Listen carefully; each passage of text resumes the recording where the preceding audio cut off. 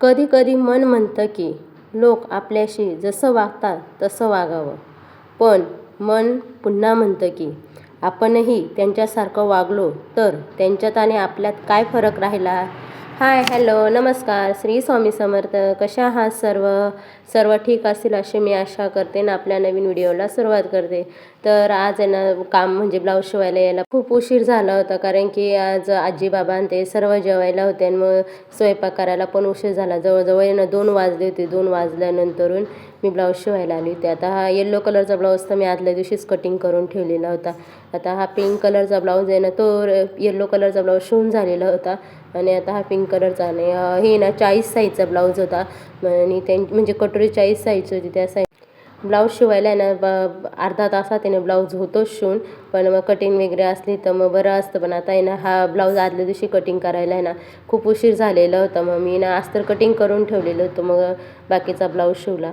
तर बाहीला आहे ना थोडासा कपडा कमी आलेला होता, तर मी दोन्ही साईडने ना कपडा ना जॉईन करून घेते आणि राहिलेला कपडा आहे ना मग तो एक्स्ट्रा कटिंग म्हणजे ते कटिंग करून घेते दोन्ही साईड. दोन्ही ब्लाऊज आहे ना तसेच म्हणजे दोन्ही साईडच्या बाह्या आहे ना कमीच होत्या, कारण की ना काठ आहे ना कमी असल्यामुळे ना मग त्यांना जॉईंट द्यावा लागला.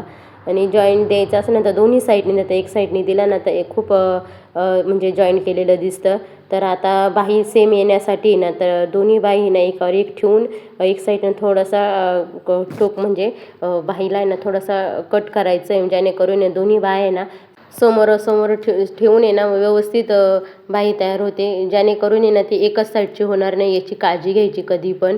हे बघा, आणि व्यवस्थित आहे ना त्यांना दाबटीप द्यायची आणि व्यवस्थित टिपा मारून नेहमी ना बाही आपली एक साईडनी न यावा याच्यासाठी ना नेहमी काळजी करायची, नाही तर ना परत उसवावं लागते. त्याच्यामुळे ना कधी पण बाही म्हणजे आपण शिवताना ना ब्लाऊज तर व्यवस्थित लक्ष द्यायचं, जेणेकरून येणं नाही तर कोटरी एकच साईडची होते, साईडपट्टी एकच साईडची होती, याची ना नेहमी काळजी घ्यायची. आणि ज्याने म्हणजे ज्यांना जे शिवतात ना त्यांच्यासाठी मी सांगते. आणि कसं आहे मग आपले आता बाही ठेवल्यानंतर हे बघा थोडंसं एक्स्ट्रा कपडा आहे ना तो कट करून घेते, जेणेकरून आहे ना म्हणजे खालीवर आहे ना आपला मोंढात व्यवस्थित येईल आणि व्यवस्थित ब्लाऊज पण येतो फिनिशिंगमध्ये. तर हे बघा आता मी तुम्हाला दाखवते दोन्ही साईडने जॉईंट दिलेल्यामुळे ना तर थोडा थोडा दिसतोय, नाहीतर एकाच साईडने पूर्ण जॉईंट दिला ना तर तो मधोमध येतो. अस्तर कट करून घेतल्यानंतर ब्लाऊज कटिंग केला. आणि मी हे बघा ब्लाऊज कटिंग करताना पहिले बघायचा कोस आहे का काय आहे. तर आता मी हा ब्लाऊज आहे ना अस्तर मी साडीच्या प्रमाणेच आणलं, पण त्याच्यामध्ये ना पीस खूप डार्क निघाला. तर मी थोडंसं आता म्हणजे कधी पण ही चुकी करू नका का, मी जी चुकी केली ना पीसने काढला आणि आधीच ब्लाऊजचं अस्तर घेऊन आले, तर तसं तुम्ही कधी करू नका. मला असं वाटलं सेम राहील, त्याच्यामध्ये पीस पण नाही थोडा डार्क निघाला. आणि कधी कधी ना म्हणजे सेमच राहतात, पण माझ्याकडून जी चुकी झाली नाही ती नक्की तुम्ही करू नका. हे बघा आता ब्लाऊज आहे ना मी व्यवस्थित आपलं अस्तर आहे ना व्यवस्थित ठेवून कटिंग करून घेते. आता मला यायला ना दुकानात जवळजवळ 2 वाजले होते, तरी पण मी ना आल्यानंतरून 4 ब्लाऊज शिवले. तर एक ब्लाऊज कटिंग करून ठेवलेलं होतं आदल्या दिवशी आणि मग नंतरून 3 ब्लाऊज आहे ना कटिंग करून शिवले. तर आपल्या मनात ध्येय असलं ना तर आपण ते करू शकतो, नाही तर आहे ना आपण आळस केला ना तर मग काही ब्लाऊज होत नाही. आळस आहे ना आपला शत्रू असतो, हे माहीतच आहे सर्वांना. आपण आळस केला तर कोणतंही काम होत नाही ना, आळस नाही केला ना तर आपण ना कितीही काम करू शकतो. कधीच आपलं म्हणजे आपण आळसपणा केला ना तर आपलं नेहमी असं मन उदास आणि नाराज राहतो. त्याच्यामुळे ना आपलं ते काम पूर्ण होत नाही. त्याच्यासाठी ना नेहमी मन प्रसन्न ठेवलं पाहिजे. आपण प्रसन्न असलो तर आपण कोणतंही काम करू शकतो.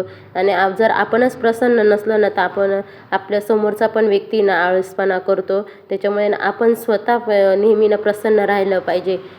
जर आपण प्रसन्न राहिलो ना तर समोरची व्यक्ती आपल्याला पाहून पण प्रसन्न राहते. त्याच्यामुळे ना आपण नेहमी प्रसन्न राहिलं पाहिजे. त्याचे हे बघा आता मी हे 4 ब्लाऊज पण शिवून झाले होते आणि हे बघा छान असे पूर्ण फिनिशिंगमध्ये ब्लाऊज झालं. आता हा येल्लो कलरच्या बाही म्हणजे गळ्याला ना येल्लो कलरची लेस लावली होती आणि पुढून पण लावली होती, खूप छान वाटत होतं.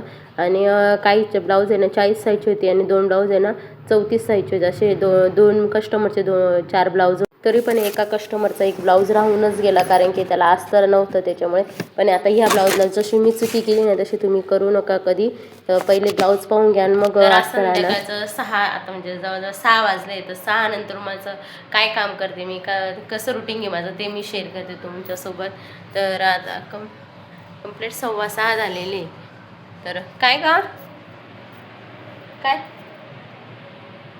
इकडं ना आरूचा अभ्यास करते ती. आता कशी एक्झाम चालू होणार आहे ना, तर त्याच्यामुळे ना त्या अभ्यासाला बसलेली आहे. आता तिची सोमवारपासून एक्झाम चालू होणार आहे. तर 11 तारखेपर्यंत आहे ना बेटा, 11 तारखेपर्यंत आहे ना एक्झाम.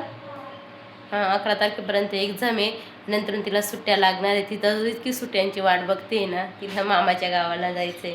सुट्ट्या म्हटलं का लहान पोरांना तर खूप, आणि सुट्ट्या आहे म्हणजे लहानपणीच आपल्याला मामाच्या गावाला जायला भेटतं, नंतर कोणी जात नाही.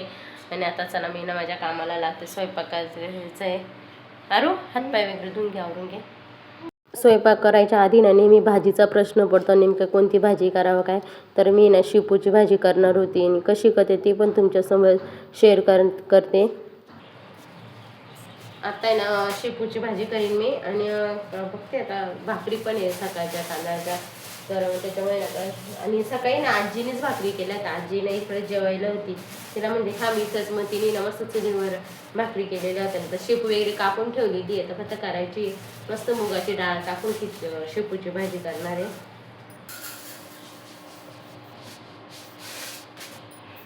मुगाची डाळ आहे ना मस्त भिजवून घ्यायची कधी पण, आणि म्हणजे जरा वेळ भिजली का तर लवकर शिजते. पण त्याच्यामुळे ना पहिले ना भिजून घ्यायची.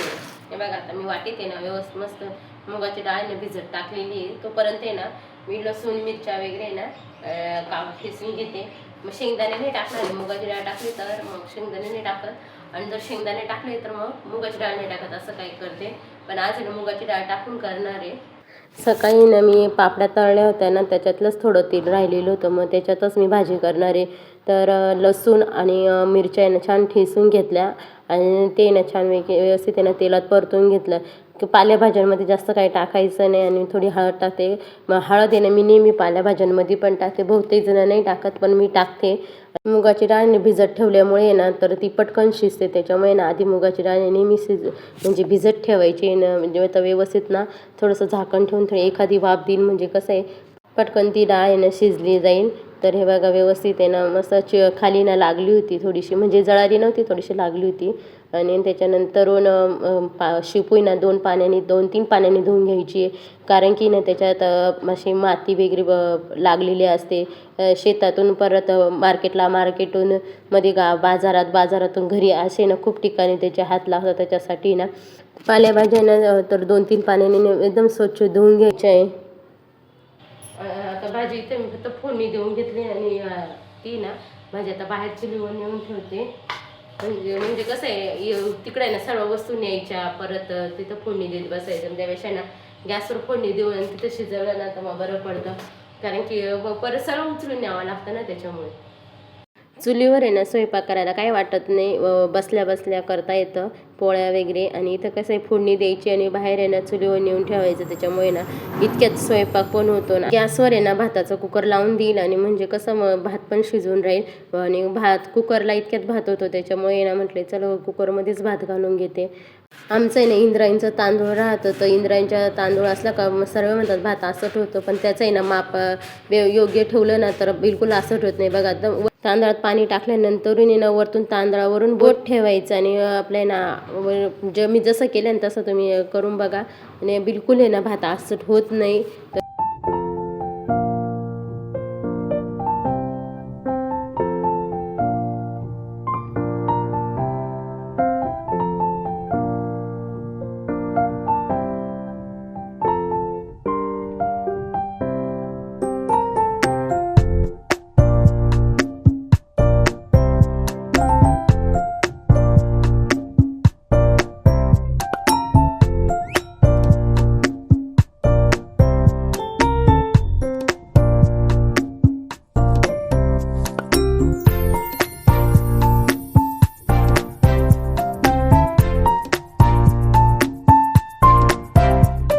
चुलीवरच्या जेवणाची ना मजाच वेगळी असते. काही तर ते चुलीवरचे भांडे घासायचं म्हटलं का पूर्ण काळा होतं, तेवढाच प्रॉब्लेम आहे. नाही तर काही नाही, बसल्या बसल्या आपण करू पण म्हणजे करता येतं, त्याच्यामुळे काही वाटत नाही एवढं.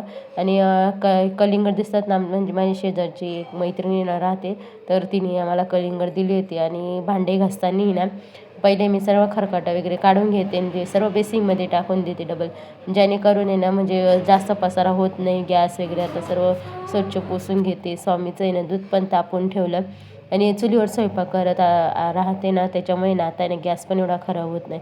फक्त पुसून घ्यायला लागतो, नाही तर रोज सकाळ संध्याकाळी ना दोन्ही टाईम आहे ना गॅस घासावा लागायचं. पण आता आहे ना बिलकुल नाही. आणि आता लगेच मी खिडकी वगैरे सर्व पुसून घेते. भांडे पण खूप सारे पडतात, पण मग भांडे जेव्हा घासते ना तेव्हा बरं राहतं, नाही तर ना सकाळी परत त्या भांड्यांचा राहाडा राहतो. आता मी भांडे वगैरे सर्व घासून घेते. झाल्यानंतर सर्व किचन वगैरे साफ झाल्यानंतरून आहे ना, तर ट्रॉलीवर पण एक आहे ना कपडा मारून घेते, जेणेकरून ते पिठाचे वगैरे हात लागलेले असतात ना ते पण स्वच्छ होऊन जातं सकाळी सकाळी ना. म्हणजे पूर्ण आपलं किचन फ्रेश राहतं. फ्रीजवर पण लगेच कपडा मारून घेते. भाभीने येताना स्वामीसाठी चॉकलेट, कॅडबऱ्या, बिस्किटं वगैरे खूप काही आणलेलं होतं आणि झाडझूड पण करून घेते. म्हणतात का संध्याकाळी झाडायचं नसतं, पण मग आता लहान मुलं असल्यावर, घरात जास्त माणसं असल्यावर आहे ना खूप सारा कचरा पायाला लागून येतो. त्याच्यामुळे ना ते झाडावंच लागतं, नाहीतर आहे ना मग पूर्ण घरात आहे ना घाण होऊन जाते.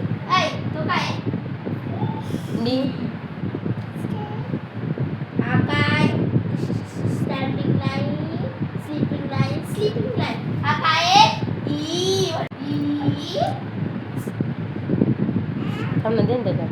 Standing circle A B C.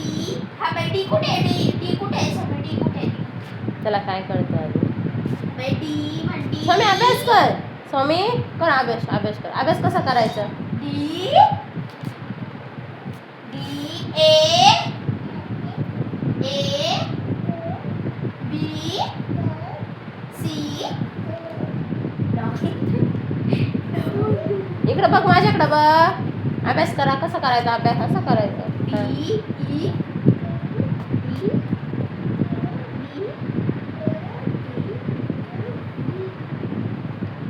किचनमध्ये, हॉलमध्ये परत संध्याकाळी एक कपडा मारून घेते, कारण की सकाळी ना लवकर फरची पुसली जात नाही. आणि त्याच्यामुळे ना परत घरात आहे ना सकाळी सकाळी कोणी आलं ना तर खूप घाण वाटतं.